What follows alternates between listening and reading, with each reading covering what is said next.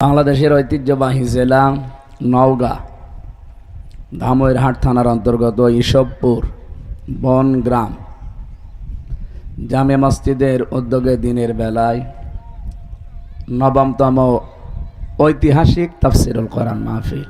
যেহেতু আর মাত্র ৫-৬ দিন আছে রমজানুল মোবারকের, সেই কেন্দ্রিক একটা আয়াত পড়েছি। এই মাসটা আসার ৬ মাস আগে সাহাবীরা দোয়া করতেন, আল্লাহ আমাকে যাই করো রমজান পর্যন্ত পৌঁছিয়ে দিও।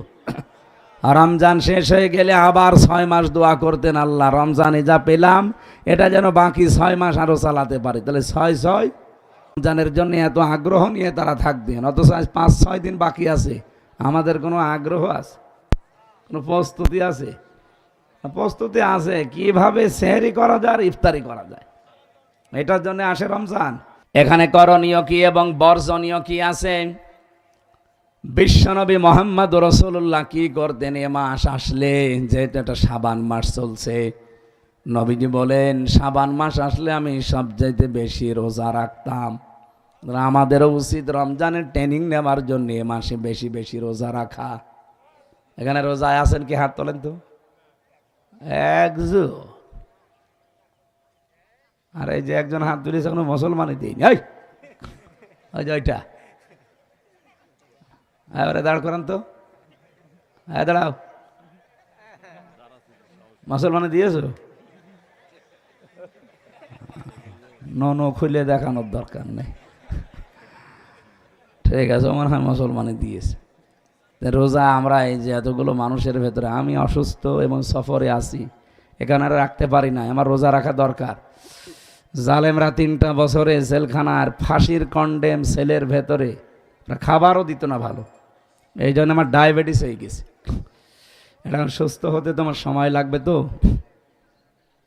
আপনারা যারা সুস্থ আছেন রোজা রাখলে কঠিন পরিশ্রম যাদের হয় না, যাদের খুব কঠোর পরিশ্রম নেই, একটু হালকা পাতলা কাজ, তারা রোজা রাখবেন। বসে থাকা কাজ রোজা রাখবেন, সুস্থ থাকতে পারবেন।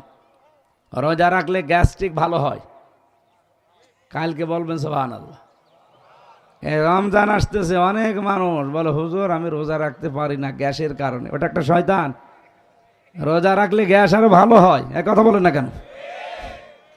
খেতে খেতে টুটি পর্যন্ত খায়, খাওয়ার পরে মিষ্টি খাওয়া সুন্নত, আরও খাবার চায়।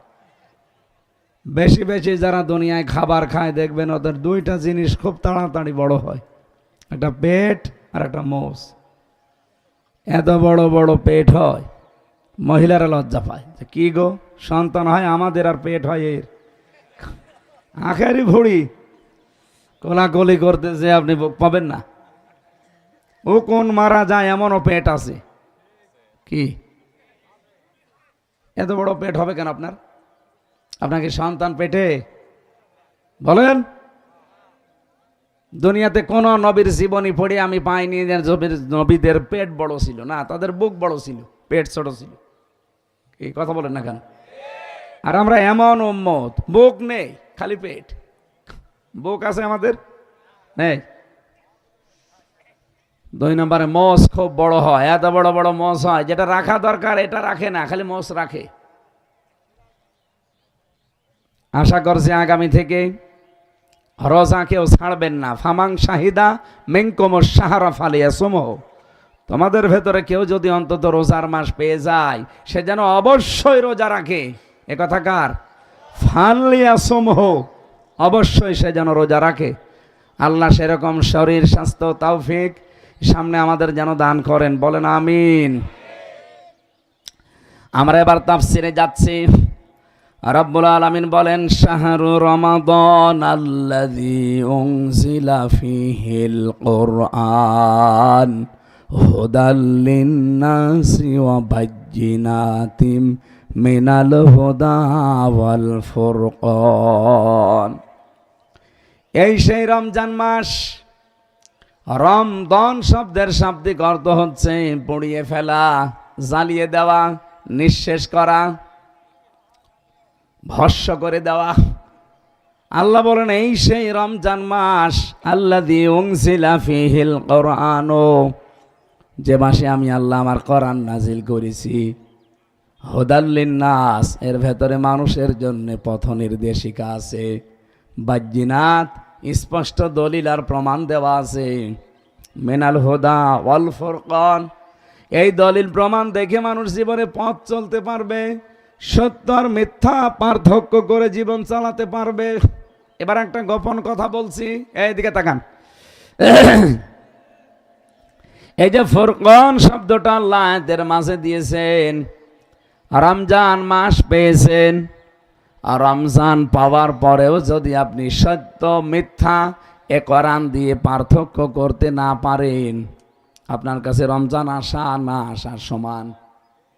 কি? আমার 33 বছর বয়স, এখন 12 বছর থেকেও যদি রোজা রাখা আমি আরম্ভ করি, কমপক্ষে আমি 21 বছর রোজা রাখছি। কি? এখানে যাদের বয়স আরো বেশি তারা হয়তো 50, 60, 70 বছর রোজা রাখছে একাধারে। রোজা রাখার দ্বারা আমাদের উপকার যেগুলো হওয়া, ওইগুলো তো আমরা দেখি না। আমার একটা ছোট্ট বাচ্চা আছে, 5.5 মাস বয়স, ওরে ডাক্তারের কাছে নিয়ে গেলে আগে ওজন দেয়। কি করে আপনারা দেখেননি? বাচ্চা নিয়ে গেলে আগে কি করে? ওর বয়স এখন 5.5 মাস, ওজন খুব বেশি হলেও নাই 9-10 কেজি হবে। 1 বছর যখন হবে ওই সময় নিয়ে গেলে ওজন দেবে, ওজন দিয়ে দেখে 10 কেজি। 5.5 মাসেও ছিল 10 কেজি। 2 বছর পরে নিয়ে গেলাম, তখনও মাপ দিয়ে দেখে 10 কেজি। বলেন তো সুস্থ না অসুস্থ? বলেন বলেন। নওগাঁবাসী, কি মনে হয় আপনার?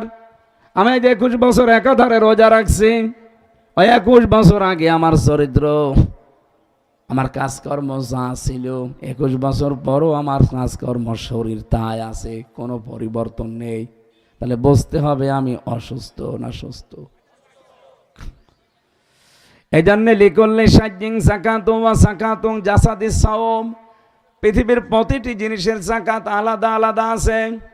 এই পৃথিবীতে মানুষের শরীরের জাকাত নবীজি বলেন এটার জন্য আল্লাহ রোজা দিয়েছেন। বলেন সুবহানাল্লাহ। রমজান মাস কোরআন নাজিল হওয়ার আগে ছিল না ছিল না? না আপনারা শুনছেন না? রমজান মাস আল্লাহ বলেন শাহরুর রমাদান, এই সেই মাস যার নাম রমজান। আল্লাযী উনজিলা ফীহিল কোরআন, যে মাসে আমি আল্লাহ কোরআন নাজিল করেছি। আমার প্রশ্ন, এই রমজান এটা কি কোরআন নাজিল হওয়ার আগে 1400 বছর আগে ছিল না ছিল না? কিন্তু এত দাম ছিল? বলেন বলেন। রমজানের দাম বাড়ার পেছনে কারণ কোরআন। কোরআন যদি আল্লাহ পাক সফর মাসে নাজিল করতেন, সফরের দাম বেড়ে যেত। যদি রবিউল আওয়ালে কোরআন নাজিল করতেন, রবিউল আওয়ালের দাম বেড়ে যেত। রমজানে নাজিল করার কারণেই শুধু রমজানের দাম, অন্য কোনো কারণ? আরো জোরে বলেন। ইন্না আনজালনাহু ফি লাইলাতিন মুবারাকাহ, অবশ্যই আমি আল্লাহ আমার কোরআনকে নাজিল করেছি বরকতময় রজনীতে। নওগাঁবাসী এবার খুব খেয়াল করে এখান থেকে মিলাবেন। মক্কা নাম শুনি আমরা, এটা পৃথিবীতে সর্বপ্রথম আল্লাহ এখানে একটা ঘর বানিয়েছেন ফেরেশতাদের দিয়ে। ইন্না আউয়ালা বাইতি উযিআ লিন-নাসি লাল্লাযী বিবাক্কাতা মুবারাক ইলা আখিরি আয়াত। আল্লাহ বলেন পৃথিবীর প্রথম ঘর আমি বানিয়েছি বাক্কায়, তার মানে মক্কায়। বাক্কার আর একটা নাম মক্কা, এটা পুরাতন নাম ছিল বাক্কা।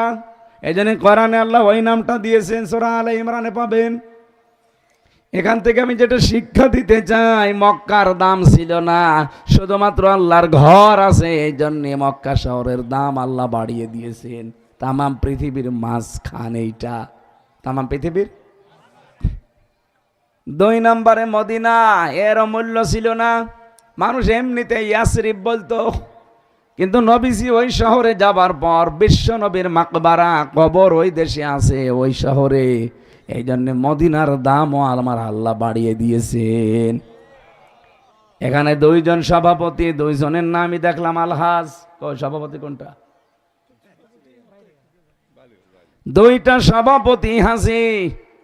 আমরা যারা হজ করেছি, যারা হজে যায় দেখবেন শুধু মক্কাতে হজের কাজ শেষ, মদিনায় যাওয়া লাগে না।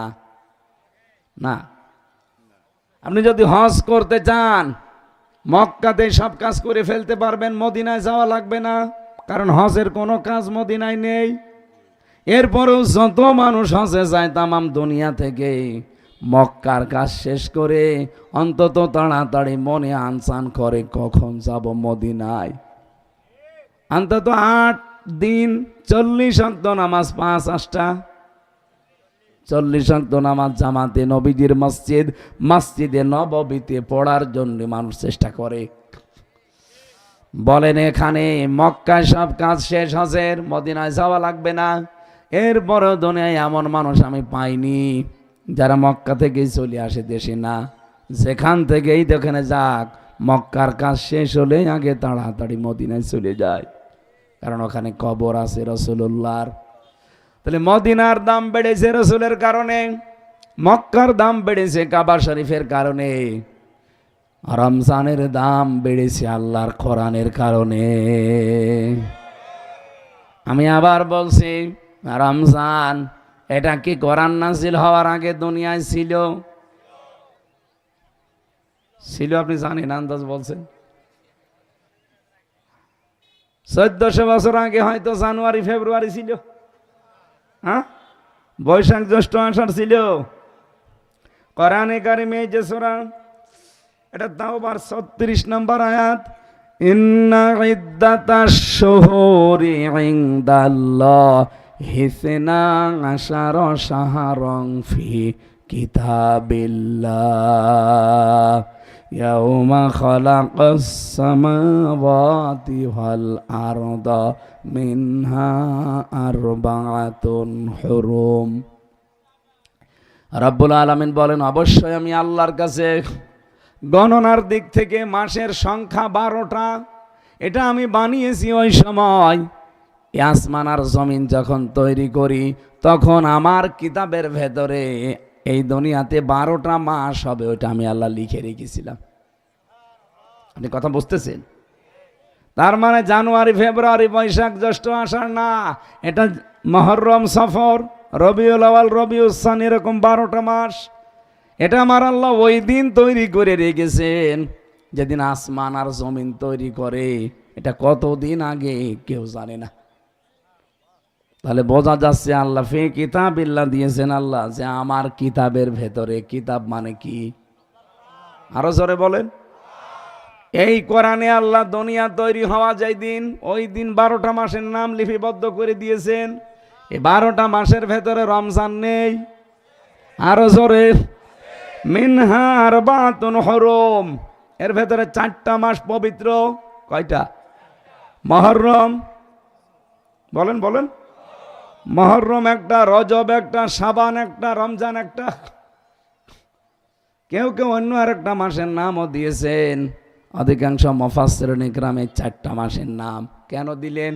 মিনহা আরবাতুন হুরুম, এই 12টা মাসের ভেতরে 4টা মাস পবিত্র।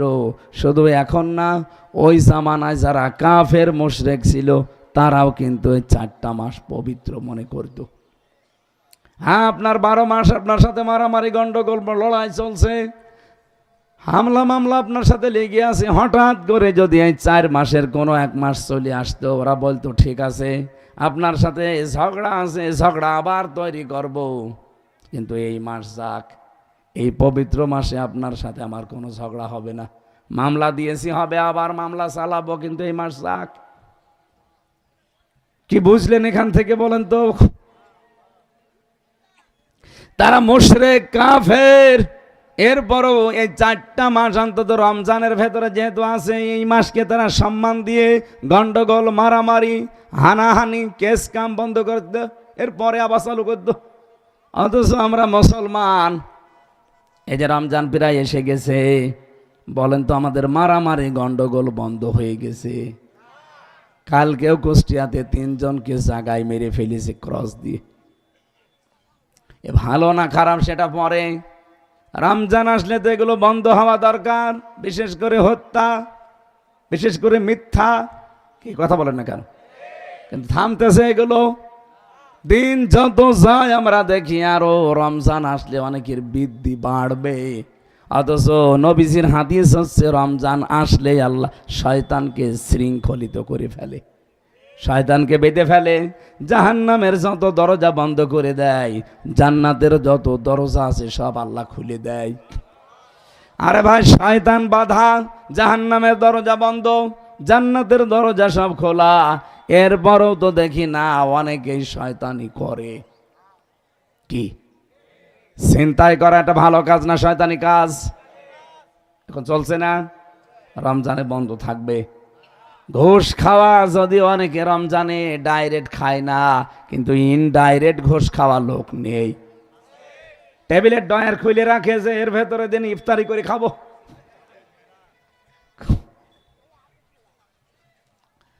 আমার মাঝে মাঝে হাদিসটা নিয়ে চিন্তা হয়, মাঝে মাঝে প্রশ্ন করতে মনে হয়, হে রাসূল আপনি বললেন যে রমজানে শয়তান বাধা থাকে, এরপরেও তো শয়তানি কাজ বাধা থাকে না, এগুলো চলে, এগুলো করে কারা? শয়তান যেহেতু বাধা, আমরা তাহলে শয়তানি করছি কার প্ররোচনায়? এই যে ফ্যানটা এখানে চলছিল, চলছে এখন, এখন যদি আপনি সুইচ টিপ দেন বন্ধ হয়ে যাবে 1 সেকেন্ডে। হ্যাঁ, কমপক্ষে 30 সেকেন্ড, 1 মিনিট ঘুরবে, এরপরে বন্ধ হবে। আপনি কি 1 মিনিট পরে বন্ধ করেছেন তো কত আগে, ঘুরতেছে কেন? কারণ ওর ফোর্স এখনো শেষ হয়নি।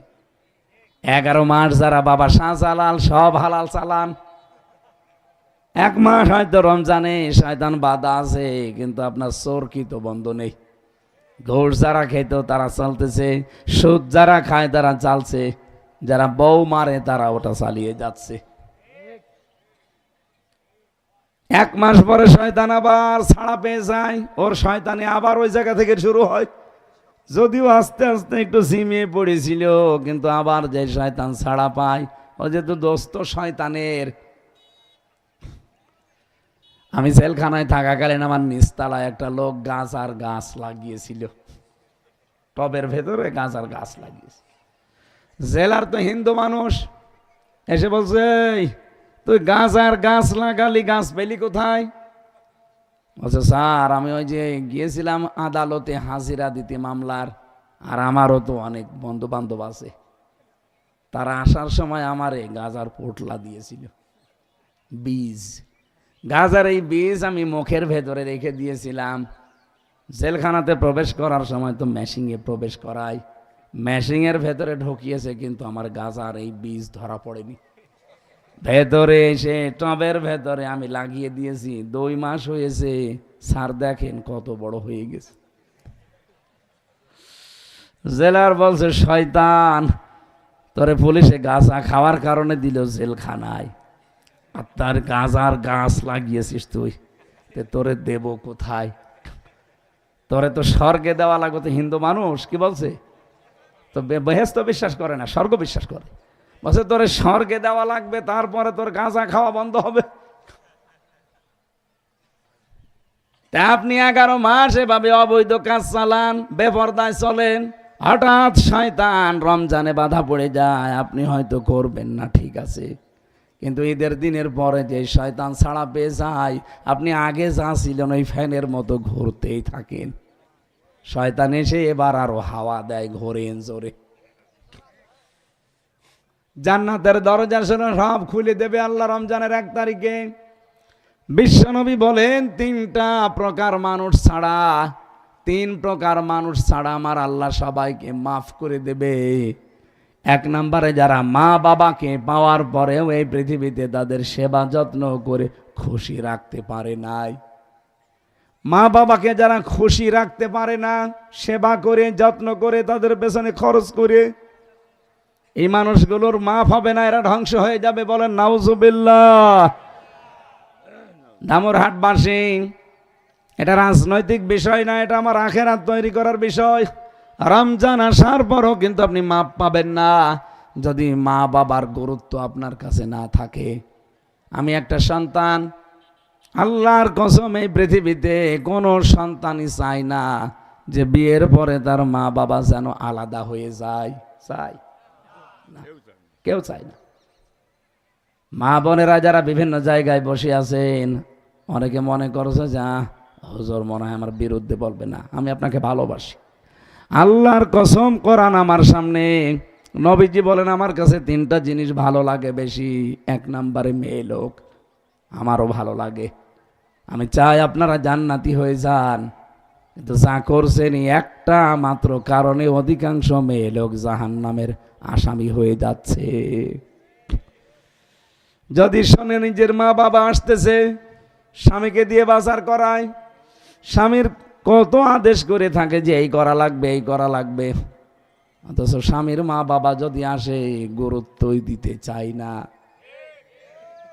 আমি আবার বলছি, কোরআন কিন্তু আমার সামনে আছে, কসম আল্লাহর, আপনি জীবনেও স্বামীর মন পাবেন না যদি সত্যিই স্বামীর মা বাবাকে নিজের মা বাবার মতো মনে না করেন। এই স্বামী যারা আছেন, এটা আমাদের মনের কথা না। হ্যাঁ, হয়তো সামনাসামনি আপনাকে আমরা ভালোবাসি, কিন্তু লোক দেখানোর জন্য, লোক দেখানোর জন্য এটা করি, তাছাড়া এটা করতাম না। আপনি যদি আমার মা বাবাকে আলাদা করে দিতে বলেন, বড় ভাইয়ের ভেতরে দিয়ে দিতে বলেন, বাড়ি থেকে তাড়িয়ে দিতে বলেন, এমনকি বৃদ্ধাশ্রমে রেখে আসতে বলেন, আর এদিকে আমার সাথে ভালো ব্যবহার করে আপনি আমার মন পাবেন, জীবনও পাবেন না। আপনার সাথে আমি রাতে থাকি এই কারণে, কারণ আমার ছেলে মেয়ে আছে, আপনাকে বাদও দিতে পারছি না তাই। কিন্তু আমি মন থেকে জীবনেও সন্তান হিসাবে আরামে শান্তিতে নেই, স্বস্তিতে নেই যে আমার মা বাবা অন্য ভাইয়ের কাছে থাকবে। কয়েকদিন আগে গিয়েছিলাম নীলফামারী, ওখানে যেয়ে দেখে একটা বৃদ্ধাশ্রম, এই পাশে 25 জন মা আর এই পাশে 25 জন বাবা বসে আছে, মুরব্বী। আমি প্রত্যেকের সাথেই দেখা করলাম, 2 জনের সাথে কথা বললাম। একজন বলছে হুজুর আমার ছেলে ডিসি, আর একজন বলে আমার ছেলে আমেরিকায় থাকে। আপনি ভাবতে পারেন, ডিসি মানে পুরা নওগাঁ জেলা যে লোকটা চালায় সেই লোকটা ডিসি, তার মা পড়ে আছে 3 বছর। আর একজনের ছেলে আমেরিকায় থাকে, কত কোটি কোটি টাকার মালিক সে। 3টা বছর রেখে গেছে, মারে খোঁজ নেয়, হয় মাসে মাসে টাকা পাঠিয়ে দেয়। এই আমার হাত ধরে মুরব্বী মানুষ তো হাউমাউ করে কেঁদে ফেলেছে, বলছে বাবা তোমার মতো সন্তান আমারও আছে। শেষ বয়সে মনে করছিলাম যারা নাতি নাতকে আসবে এদেরকে একটু আনন্দে থাকবো, কিন্তু না, কপালে আমার নেই। আজ কতদিন হয়ে গেল রেখে গেছে, ওই শুধু ঈদে ঈদে আসে আর একবার করে 2 মিনিট দেখা করে যায়। কেন এটা করেছে? বলছে আমার বউ মা শুধু ঘ্যানর ঘ্যানর করে, ছেলেকে বিষিয়ে তুলেছে যে বড়ি বাড়ি থাকলে তোমার ভাত আমি খাবো না, বাধ্য হয়ে ছেলে আমার রেখে গেছে এখানে। অথচ আমার খুব মনে চায় আমার নাতিকে কোলে নিয়ে একটু বিকালে গল্প করতে। হাজারো পুত্রবধূর কারণে এই মা বাবার মনের আশা পূরণ হয় না, এমন পুত্রবধূ দেশে নেই।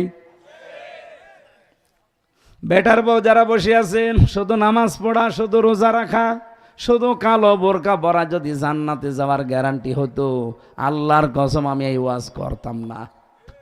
আমি বাংলাদেশে দেখতে পাচ্ছি হাজারো মহিলা নামাজ পড়া, রোজা রাখা, কালো বোরকা পরা মেয়ে লোক জাহান্নামে দৌড়াচ্ছে শুধু শ্বশুর শাশুড়িকে আলাদা চোখে দেখার কারণে। এরকম ছোট মনের বউ দেশে নেই। কার বউ এরকম? হাত তোলেন তো। ওই যে একজন তুলিস না, আমি হাসির জন্য বলি নাই, বাস্তবতা কিন্তু এরকমই কঠিন। একটা মায়ের পেটে 8টা 10টা 12টা 17টা সন্তান আমি দেখেছি আমার গ্রামে। 12টা মেয়ে 5টা ছেলে, কয়টা হয় বলেন বলেন? 17-16টা তার ছেলে মেয়ে, এক মায়ের পেটেই তাদের জায়গা হয়েছিল। অথচ 17টা ছেলে মেয়ে মিলেও মাকে একা রাখতে পারে না, 5 দিন 7 দিন করে পালা পালা করে খাওয়ায়। এলাকা হয়তো ভালো, এজন্য টের পাচ্ছেন না। কি করলেন রমজান আসার পর আপনি? মা বাবাকে পেয়ে যদি সাধ্য মতো খরচ করে তার পেছনে শ্রম দিয়ে সেবা করে আপনি তাদেরকে খুশি করতে না পারেন, রমজান আসবে চলে যাবে, আপনার গুনাহ মাফ হবে না। নবীজি স্ত্রীদেরকে জানিয়েছেন, হে পৃথিবীর পুত্রবধূ যারা, বৌমা যারা, তাদেরকে বলছি, কোন বউ যদি চায় যে আমার স্বামী আরো বেশি দিন বেঁচে থাক, আমার স্বামী সুস্থ থাক, আমার স্বামীর টাকা পয়সা মান মর্যাদা আরো বেড়ে যাক, ওই মেয়েটার উচিত সে যেন বারবার স্বামীকে তাকিদ দেয়, স্বামী যা করো করো, কিন্তু রক্তের সম্পর্কগুলো ঠিক রাখো।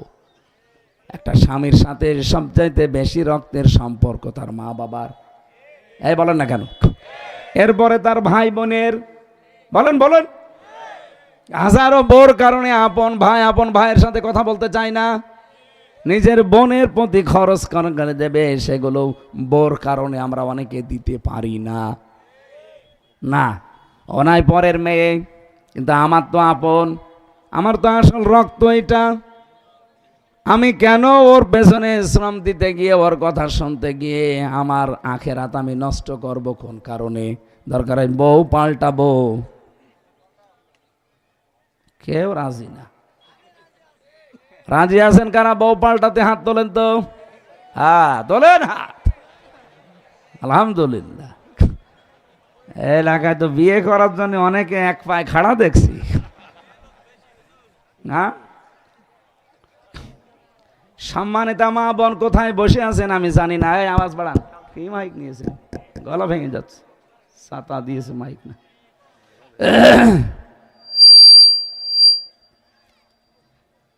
দেখেন, এরা একবার বললাম যে বিয়ে করার জন্য দরকার বউ পাল্টানো লাগবে, সবাই প্রায় হাত তুলে রাজি আছে, যারা বিয়ে করেছে আর এক বিয়ে করবে না। আপনারা, আমি জানি মেয়েরা যারা আছে এবার মনে হয় বর দোয়া করছে যে হুজুর যেন আর না বাসে মরে যায়, আমি মরবো তাও বলবো।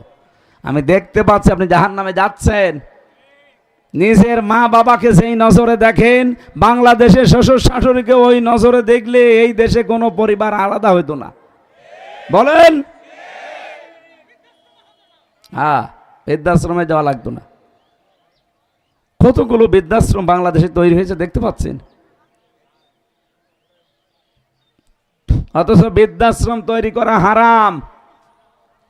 শেষ বয়সে দেখা যায় অনেক মুরব্বী মা বাবাকে ছেলেরা আর বেটার বউ দুইজন মিলে বলে, এ বুড়ি, আর এ বেটা তোর জন্য এই মাটা বুড়ি হয়েছে। কথা বলেন ঠিক কি?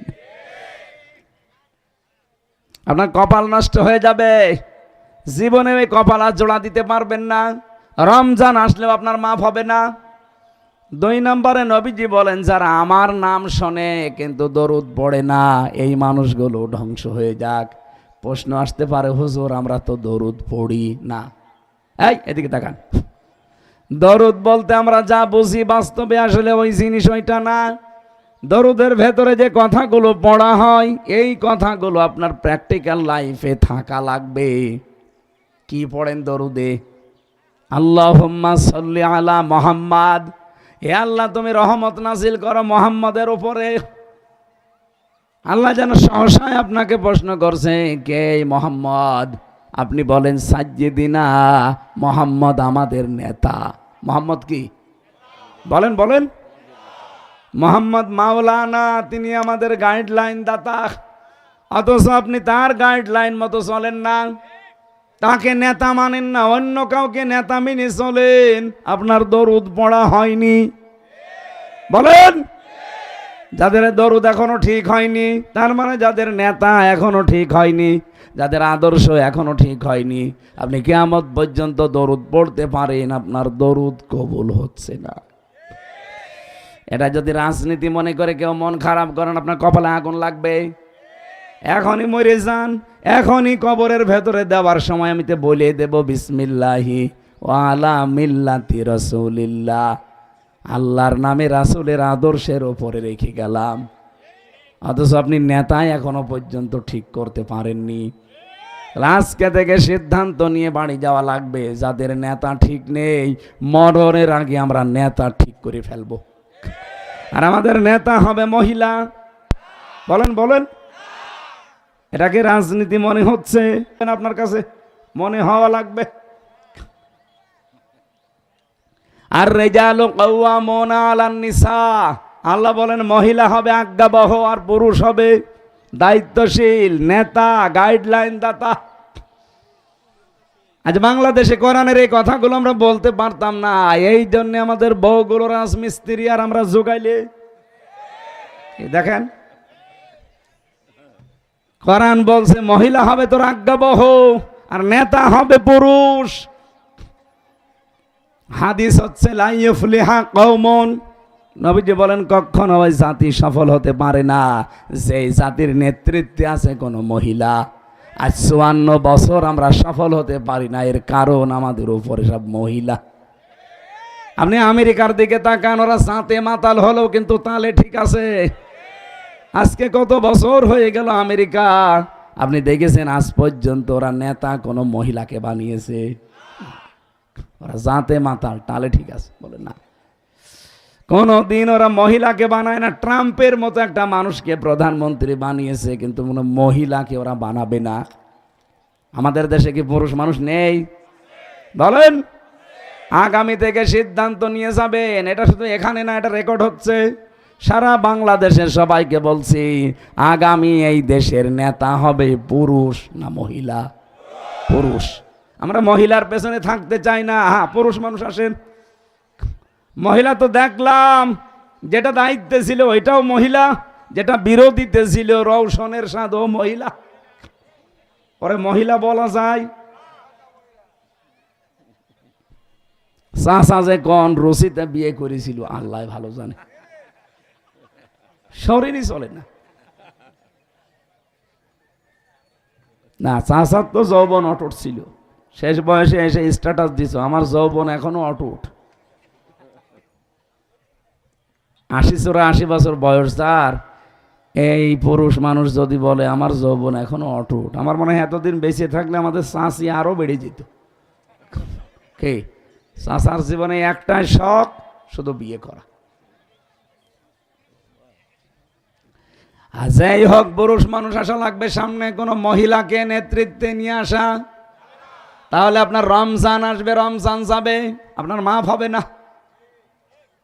আমি কিন্তু দরুদের পয়েন্ট থেকে এই কথা বললাম, কারণ আপনি নিজেই বললেন আল্লাহুম্মা সাল্লি আলা মুহাম্মাদ, হে আল্লাহ মুহাম্মাদের উপরে তুমি রহমত নাজিল করো। আল্লাহ প্রশ্ন করছেন মুহাম্মদকে, আপনি নিজেই বলছেন সাজ্জিদিনা, মুহাম্মদ আমাদের নেতা। সুতরাং নেতা হিসাবে পুরুষ না মহিলা?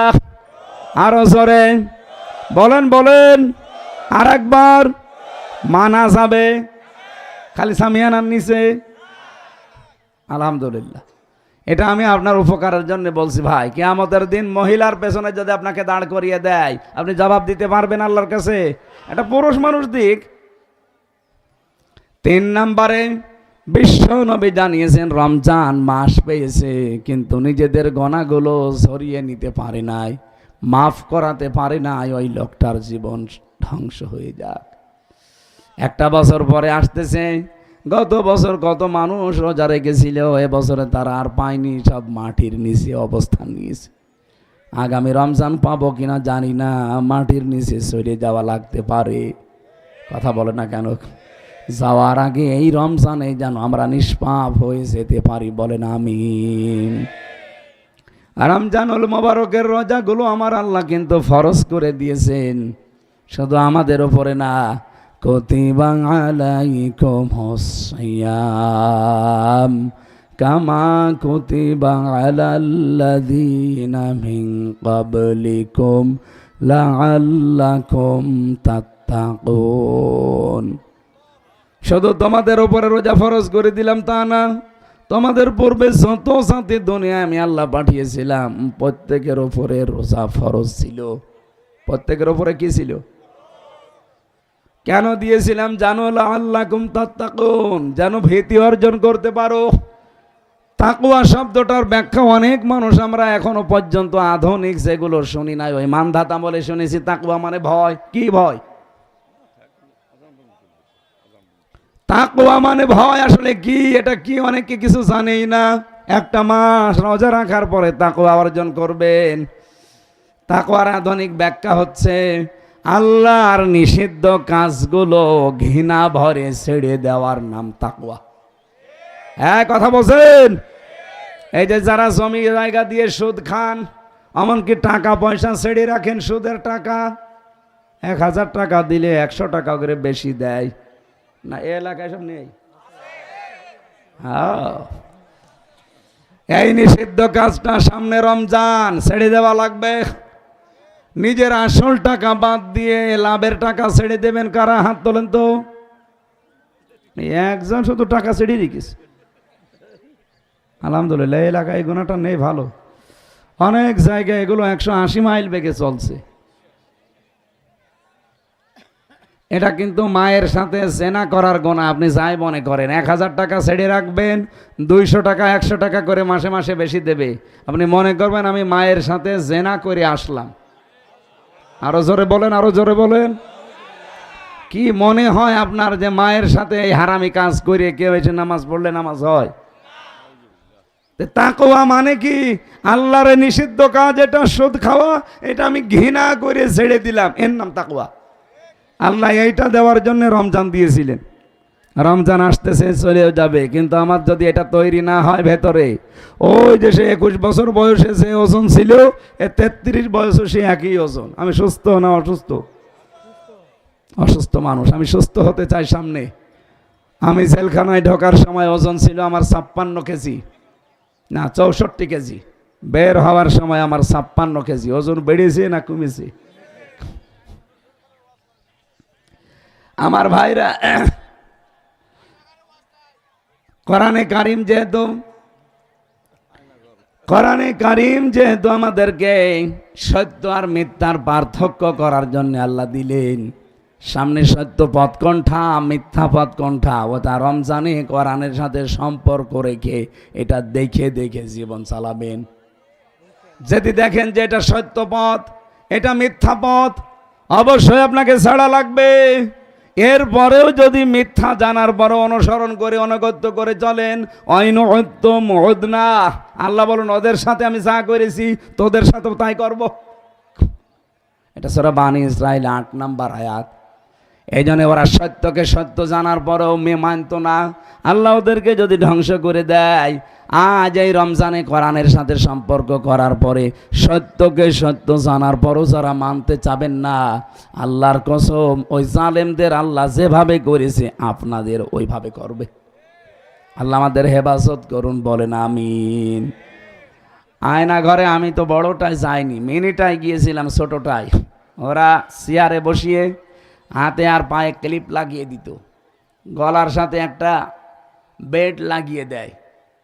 এখন আয়না ঘরে যেটা ডক্টর ইউনুস গিয়ে দেখেছে, এটা তো কারেন্টের শর্ট দেওয়া, লাফায় এভাবে। আর আমাদেরটা যেটা দেখেছিলাম ওটা ঘড়ি, একবারে টিপ দিলে 1 মিনিটে 120 বার ঘুরবে। এরপর ওদের মেশিন সেট করা আছে হাতের আর পায়ের সাথে মিলানো। মেশিনটা লাগিয়ে দিয়ে শুধু একটা টিপ দেবে, একবারে আঙ্গুলগুলো সব খুলে চলে আসবে। মানে নখ খুলে গেলে যেহেতু রক্ত বের হয়, তখন ওর উপরে লবণ ছিটিয়ে দেয়। 1 দিন 2 দিন 5 দিন করে যদি ছেড়ে দিত। আমি কাটিয়েছি 3 বছর, ব্যারিস্টার আরমান ভাই কাটিয়েছে 8 বছর, আমান আজমি কাটিয়েছে 10 বছর। এদিকে 3.5 হাত, এদিকে 1.5 হাত।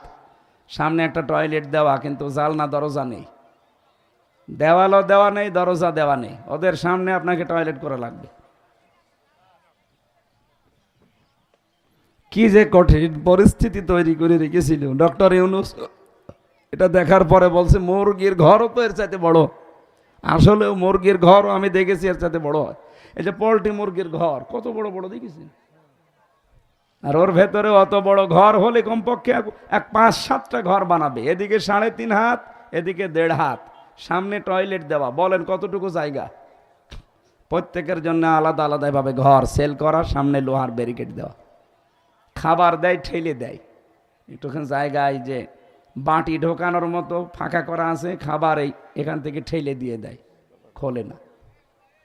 আমি সেই কয়েকদিন অন্তত খেয়েছি, খাবার এভাবে ঠেলে দিত। আল্লাহ মনে হয় এই সমস্ত জুলুমের কারণেই এই জালেমদেরকে ধরেছি। আগামীতে কেউ যেন জেনে শুনে আর কোনো জুলুম করবেন না, আর যাই করেন করেন, জুলুম করলে আল্লাহর আরশ পর্যন্ত কেঁপে যায়। আমি জেলখানায় বসে বসে কয়েকটা বই লিখেছিলাম এই জুলুম নিয়ে, মেয়েদের এই যে সাংসারিক জীবনে যে ঝামেলা, স্বামী স্ত্রীর সাথে মিলই নেই, এগুলো ওখানে দেখতাম যে 100 জনের প্রায় 60 জন মানুষ জেল খাটতেছে স্ত্রীর কারণে, ওই যৌতুকের, অথবা বউ মেরে ফেলেছে। যে জল্লাদ এখন আছে, ওর নাম ইলিয়াস, ওর বউ খালি কিছু জিনিস ওর মাকে বাবাকে দিলে খালি গানো গানো করত, বলছে আমার টাকা পয়সা আমি আমার মাকে বোনকে দেব, তোর সমস্যা কি? তোর বউ মানে না, বাড়ি চট্টগ্রামে। বলছে একদিন একটা থাপ্পড় দিলাম সংশোধন করার জন্যে, ও ছাতা মরি গেছে, এক থাপ্পড়ে মরি গেছে। ওর মা বাবা মামলা দিল, মার্ডার মামলা। এই যে আমি এখন ফাঁসির আসামি, এখন থেকে যাবজ্জীবনে এসেছি, এখন 30 বছর তার জেল খাটা লাগবে।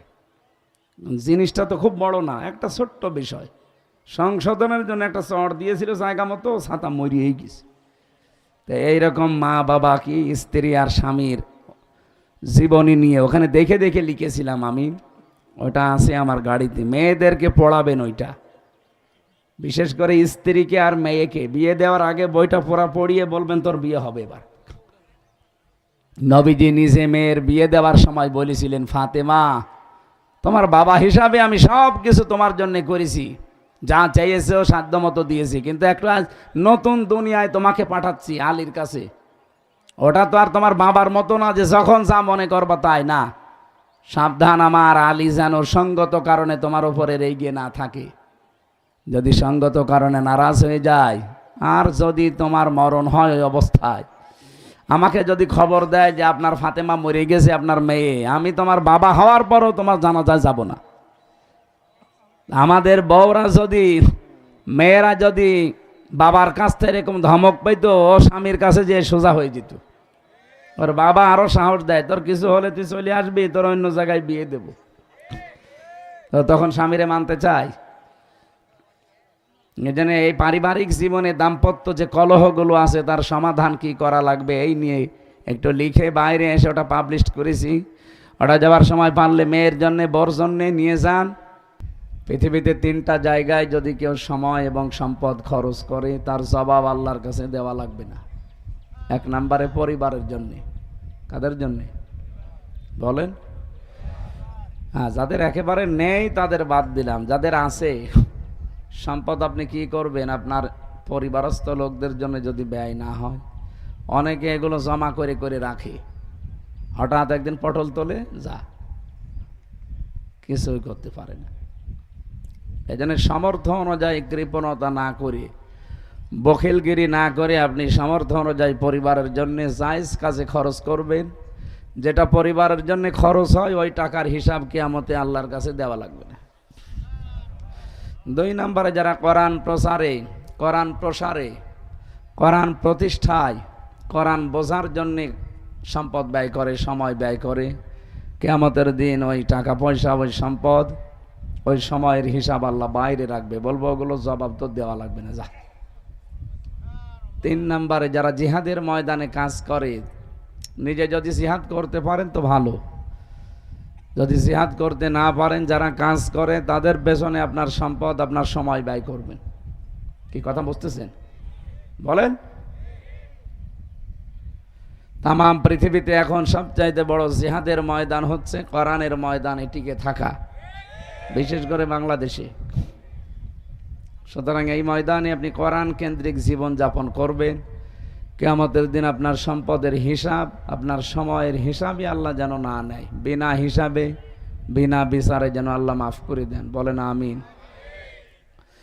এই আয়োজনে যারা শরীক আছেন, বিশেষ করে এই যুবকেরা, যারা আমাদেরকে একটা নতুন দেশ উপহার দিয়ে গেল, কত চেষ্টা চালিয়েছে 15.5 বছর বিভিন্ন রাজনৈতিক দল মিলে, কিছুই করতে পারে না। কিন্তু কোনোদিন ভাবিও না যাদের কথা, তাদের মাধ্যমে আল্লাহ এই দেশটা একটা মুক্ত এবং স্বাধীন, আজাদ করে আমাদের কাছে আবার দিয়ে গেলেন। প্রশ্ন আসতে পারে, এটা তো আজাদ ছিল, কিন্তু আমরা আজাদের পরিবর্তে অনাজাদি ছিলাম বেশি, আমার এই মুখ দিয়ে আমি কথা বলতে পারতাম না। মুখ আল্লাহ আমাকে দিয়েছে কথা বলার জন্য, নাকি বলেন? খালাকাল ইনসান। ফ্যানটা বন্ধ করে দিন, অথবা এখান থেকে সরিয়ে দিন, এখান থেকে সরিয়ে পেছনে দিয়ে দেন। হ্যাঁ, আরো পেছনে দেন, যতদূর যায় দিয়ে ওখান থেকে দেন। হ্যাঁ থাক, ওই জায়গা থেকে দেন। এবার চালু করে দেন। সম্মানিত উপস্থিতি, আমরা যে কথা বলছিলাম, এই আয়াত অনুযায়ী আল্লাহ জানিয়েছেন আমি মানুষ বানিয়েছি এবং কথা বলা শিখিয়েছি।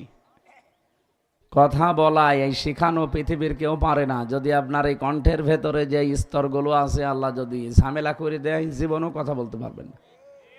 বিজ্ঞান জানিয়েছে আমার স্তর আছে কণ্ঠে 27টা। 27টা স্তর পার করার পরে একটা কথা তৈরি হয়ে বের হয়। সুবহানাল্লাহ বলতে পারেন? অথচ এইটা আটক করে রেখেছিল এই জালেমরা।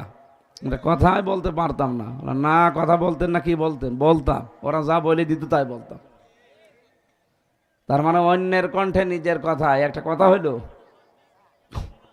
আমরা আগামী থেকে এইটা চাই, যারা এই দেশে আসবে মানুষের কণ্ঠনালী যেন চেপে না ধরে। ওয়ালাকাদ কাররামনা বানি আদম, বনি আদমকে আমি বানিয়েছি, সম্মানিত করি। এই পৃথিবীতে মানুষের সম্মান শুধু ইমানদারদের সম্মানিত করেছে আল্লাহ, তা বলেন নাই, বানি আদম দিয়েছেন। বনি আদম যারা, সে নারী হোক আর পুরুষ হোক, প্রত্যেকেরই মর্যাদা স্ব জায়গায় আছে। মান আমিলা সালিহান লিজ্জাকারি ওয়াল উনসা। পৃথিবীতে নারী হোক পুরুষ হোক, যদি ভালো কাজ করে ওর জন্য অবশ্যই আমার আল্লাহ একটা নির্ধারিত অংশ রেখে দিয়েছেন তার জান্নাতের জন্য। এই জন্য আমরা এখান থেকে যেটা আপনাদের ডেলিভারি দিচ্ছি, খুব গুরুত্বপূর্ণ বিষয়। মানুষ হিসাবে মানুষকে সম্মান দেওয়া লাগবে, কিন্তু এটা আমরা আজ দিতে চাই না। বলে না এই আমার দলের লোক না। আরে ভাই, দলের লোক হওয়া লাগবে কেন? কত মানুষ। মসজিদে নববীতে নবীজি বসেছিলেন, হঠাৎ করে দাঁড়িয়ে গেলেন। সাহাবীরা বলে হুজুর দাঁড়ান কেন? লাশ যাচ্ছে। সাহাবীরা বলে হুজুর ওটা ইহুদির লাশ। বিশ্বনবী বলেন সাহাবীরা ওটা ইহুদি, তাতে কি হয়েছে? ওটা তো আল্লাহর বান্দা মানুষ। আমি দাঁড়িয়েছি ইহুদি খ্রিস্টান মুসলমান বলে না, আমি দাঁড়িয়েছি আল্লাহর বান্দা মানুষ বলে। জোরে বলেন সুবহানাল্লাহ। বলেন এই যে মানুষ হিসাবে মানুষকে সম্মান দেওয়া, এটা আমার নবী শিখিয়েছে না? বলেন। অথচ এই দেশের সবচাইতে বেশি সিনেমিনি খেলা হয়েছে এই মানুষের সম্মান নিয়ে। মানুষের সম্মান ছিল এই 15.5 বছরে। যারা একটু সম্মানিত তাদেরকে যত রকমের অপমান পারাদায় করেছে হাসিনা। তারেক জিয়ার 9 বছর সাজা, তার বর 3 বছর সাজা। কি আপনি কি মনে করেন যে ওই অপরাধে তারা অপরাধী? না, আল্লামা সাঈদীকে যাবজ্জীবন জেল দিয়েছিল। আপনাকে বিশ্বাস হয় যে উনি ধর্ষণ করেছে? না। বলেন তো এই দেশে যদি এখন যুদ্ধ লেগে যায়, এই যে যুদ্ধ গেল 5 তারিখে আগস্টের, আমি একেবারে ছোট হুজুর একটা, আমার তুলনায় আল্লামা সাঈদী কোথায়? আমার নামে যদি কেউ আপনাকে বলে যে ও কেবল মানুষের বাড়ি ঘরে আগুন দিয়ে আসলো, আপনি কি বিশ্বাস করবেন? যদি কেউ বলে যে ও কেবল একজনকে কুপিয়ে আসলো, বিশ্বাস করবেন? আমার মতো মানুষের আপনি বিশ্বাস করেন না যে না এ হুজুর এটা করতে পারে না। অথচ আল্লামা সাঈদীর নামে ওরা ধর্ষণ মামলা দিয়েছে। এই হাসিনা যে এত বড় নিকৃষ্ট মহিলা, এই কোলাঙ্গার মহিলা, শেষ পর্যন্ত নাম নিতেও আমার ঘৃণা হয়। কারণ দুনিয়ায় 257টা রাষ্ট্র আছে। কয়টা? আপনাকে ঘুমাচ্ছেন? 257টা দেশের ভেতরে সবচাইতে নিকৃষ্ট মানুষের 10 জনের তালিকা দুনিয়ায় বের করেছে এই গোয়েন্দা বিভাগ।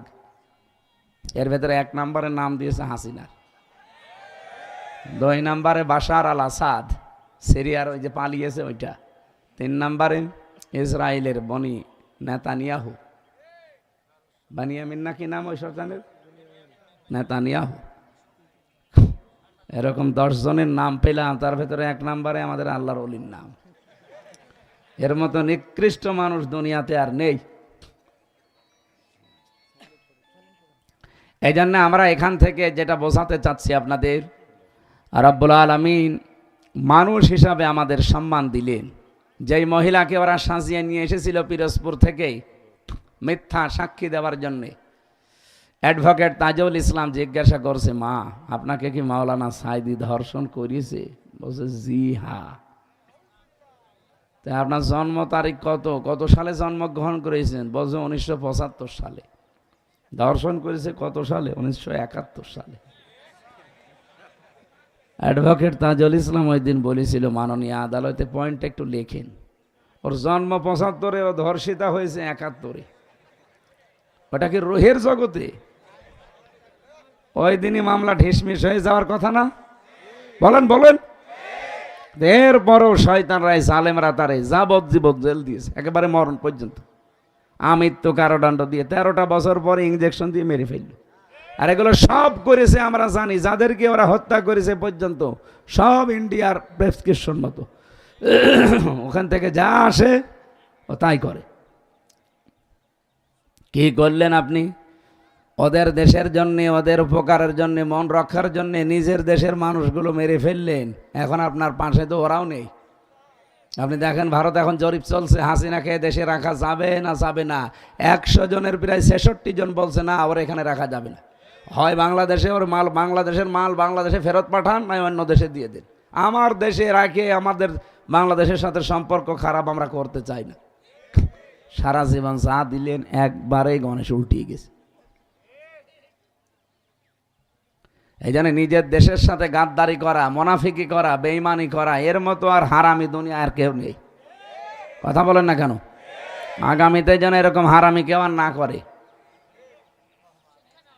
কত মানুষ এখন বলছে যে এটিএম আজহারুল ইসলাম উনি যেহেতু সাজাপ্রাপ্ত আসামি, এই জন্য ওনারে জামিন দেওয়া যাবে না। আরে ভাই, সাজাপ্রাপ্ত আসামি হলে যদি জামিন দেওয়া না যায়, আমি ওপেন বলছি, তারেক জিয়ার বউ দুইজনেই সাজাপ্রাপ্ত আসামি, কেউ 9 বছর, কেউ 3 বছর। তাদেরকে যদি মুক্তি করা যায়, এটিএম আজহারুল উনিও হাসিনার হিংসা এবং আক্রোশের শিকার, তারেক জিয়া বা হাসিনার আক্রোশের শিকার। হ্যাঁ, কথা বলেন না কেন? এনাদেরকে যদি মুক্ত করা যায়, ওনাকেও মুক্ত করা লাগবে। আজকে 23 তারিখ, কালকের দিন পরে ওনার রায় আছে 25 তারিখে। যদি রায় উল্টাপাল্টা হয়, হ্যাঁ, কলিজা ছিঁড়ে ফেলবেন একবার। এখানে তোলার দরকার নেই। আমার ভাইরা ভালো করে শোনেন, কি বলতেছিলাম যেন? পৃথিবীর ময়দানে কথা বলার ক্ষমতা আল্লাহ আমাদেরকে দিয়েছেন। সেই ক্ষমতা ওরা কেড়ে নিয়েছিল, বাকরুদ্ধ করে নিয়েছিল। রব্বুল আলামিন যেহেতু আবার ফিরিয়ে দিয়েছেন, আমরা চাই আগামীতে কেউ আমাদের এই কণ্ঠকে যেন চেপে না ধরে, সেই ব্যবস্থা সামনে করা লাগবে ইনশাআল্লাহ। রমজানের শিক্ষাগুলো আল্লাহর কাছে তৌফিক কামনা করি। যেহেতু আর কয়েক মিনিট আছে আজানের, আমার কণ্ঠের দিকে তাকিয়ে আমি শেষ করে দিচ্ছি। আল্লাহুম্মা আমিন। লা হাওলা ওয়ালা কুওয়াতা ইল্লা বিল্লাহিল আলিয়্যিল আযীম। আল্লাহুম্মা গফিরলি ওয়ারহামনি ওয়াহদিনি ওয়াফিনি ওয়ারযুকনি ইয়া রাব্বাল আলামিন। রাব্বুল আলামিন নওগাঁ জেলার ধামুরহাট, তাকাও বনগ্রামের দিকে, তোমার যুবক বান্দারা মিলে কোরআনে কারিমের বাগান সাজিয়েছে। যে যুবকগুলো এর সাথে জড়িত, এই যুবকদেরকে তুমি ওমরের মতো বানিয়ে দাও। যে মুরব্বীগুলো এর সাথে শরীক হয়েছে, আল্লাহ আবু বকরের মতো কবুল করে নাও। মা বোনদেরকে তুমি খাদিজার মতো, আয়েশার মতো, ফাতেমার মতো বানিয়ে দাও। এলাকায় মাটির নিচে যত মানুষ ঘুমিয়ে আছে, কোরআনের ইজ্জতে মাফ করে দাও। রব্বুল আলামিন কখন কার কাছে মরণ চলে আসে জানি না। আজরাইল দেখার সঙ্গে সঙ্গে যেন বলতে পারি লা ইলাহা ইল্লাল্লাহু মুহাম্মাদুর রাসূলুল্লাহ।